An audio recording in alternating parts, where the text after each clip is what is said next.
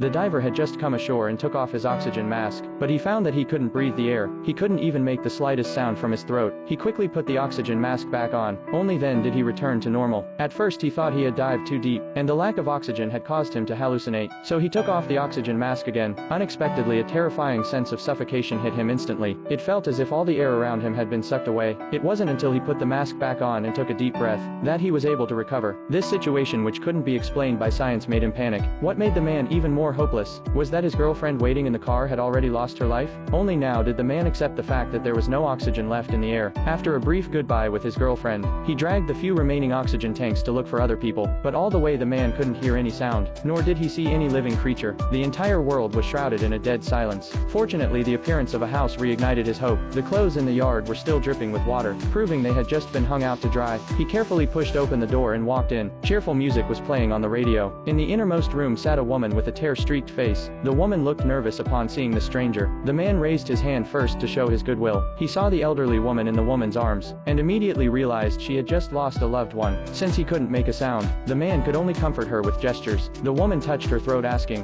what was going on. The man indicated that he didn't know either. Then the two loaded their oxygen tanks into the car and got ready to search for a new way out together. At that moment, the man glanced at the woman's oxygen tank, then looked at how much he had left. The man silently prayed in his heart, hoping that the worst wouldn't happen, and so the woman drove with the man riding beside her down the road. They arrived at the only supermarket in town to look for supplies, but aside from daily necessities, they couldn't find a single bottle of oxygen. With no other choice, the two went up the highest hill, hoping to be discovered by other survivors. The woman pressed the emergency alarm in her hand. The man lit the colorful smoke grenade he carried, but even as the sun went down, no rescuers came. Just as the two were about to give up, a brilliant firework suddenly rose in the distance.